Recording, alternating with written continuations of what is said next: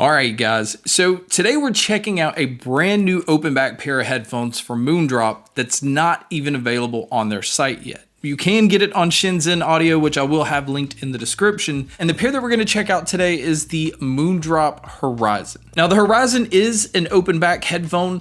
It does come in at $199.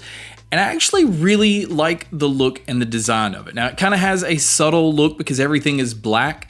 This is not like Moondrop's other open backs that they've released. I think they've done something completely different here with the tuning. You can see through the outside part of the ear cup, they even have the driver angled a little bit differently. So they're using a custom UHE 50mm driver. Now the UHE stands for ultra high excursion.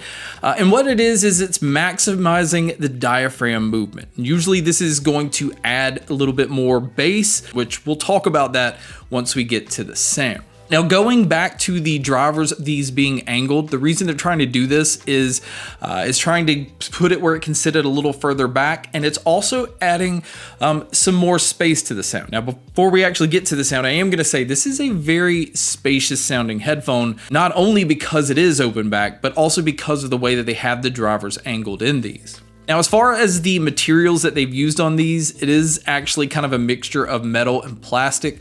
It is plastic right here, but everything else other than these little adjusters is metal. I mean, the headband, which is kind of like a suspension headband, is a pleather material. You do adjust these from the little sliders on the outside. I'm not necessarily the biggest fan of Moondrop's headbands. I do feel like it just kind of looks a little strange, but because these are open back and because they're just going to leak sound, so anybody around you is going to hear everything that you're listening to, I don't really feel like they're made to be used in public or made to be used around other people. So I don't think the look is as important as it is with other more like consumer style headphones or closed back headphones you're going to use in public. Now the ear pads on these are kind of a mixture of pleather and a fabric material. Now the fabric is what actually sits on your skin. I did not notice that I got any heat from these. The ear cups do kind of have a little bit of movement to them, but there's not a whole lot of swivel. There's enough that it's going to fit on your head, but it's not going to be one of those like you can swivel to lay around your neck. And then as far as connectors, you can see that on the bottom of both ear cups, you have a 3.5mm connection. And that is because the cable that they've included with these has that dual 3.5mm that plugs into both ear cups, but it also, the part that actually plugs into whatever device you're using, they have two different adapters. You have a 3.5mm, and then you also have the 4.4mm balance plug-in. So it's nice that you have both of those out of the box, because if you do have a DAC or an amp that has that 4.4mm balance connection, that's nice that you can take advantage of that. Now, I will say you do not need an amp or a DAC to be able to get good volume out of these. The impedance level is only 32 ohms, and the sensitivity level goes up to like 109 decibels. So it's really easy to get good volume out of.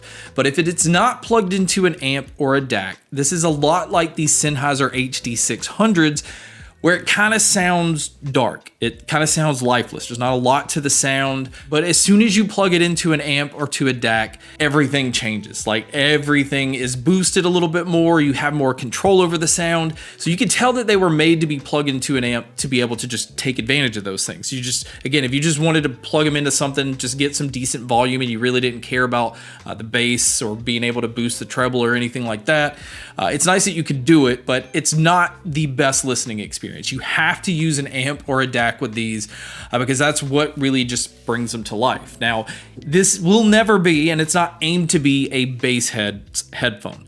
The bass does have some nice presence. It's really punchy, but it's just fast. Everything is pretty well controlled on this headphone. It is very detailed, so the bass just has a different feeling than it does with most consumer headphones. Again, it's very comparable to the HD600s, which is also not a bass heavy headphone in my opinion. And then when you move over to the mids, they also did a very interesting thing here in the way that they're tuned. So the mids do not sound like they're right in front of your face. It doesn't sound like the vocalist is sitting right in front of you, but they still feel back with the rest of the instruments, but it just blends in well. Everything has this nice separation to it.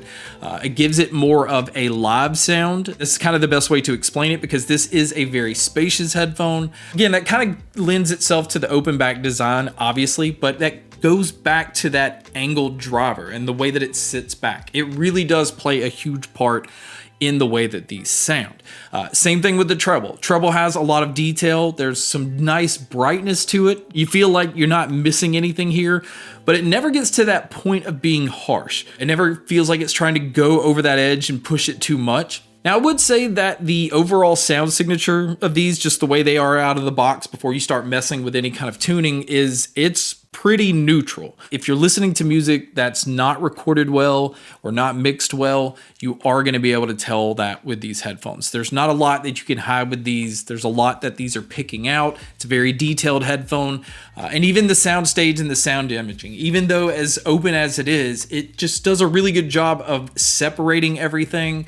You can even tell that some things are stacked. You can tell that an instrument is maybe 10 feet away over here, 15 to 20 feet away over here. They're just impressive in the way that they're able to handle everything. So my overall opinion is this. I think this is Moondrop's best headphone that they've released yet. There's something special about them, again, because they're really comparable to the HD600s, which is a very special headphone.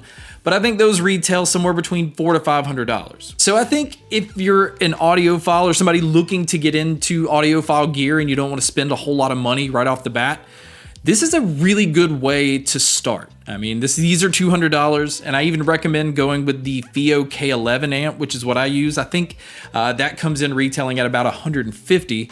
So the headphone with the FiiO K11 amp, you're in at $350, which still puts these under the cost of the HD600s. Although right now they are on sale for like $300, but that is not their normal retail price. But guys, that wraps up my first look and kind of a mini review on the new Moondrop Horizon. Thank you so much for checking out this video. Thank you so much for checking out all the other videos. And as always, make sure to stay tuned for more.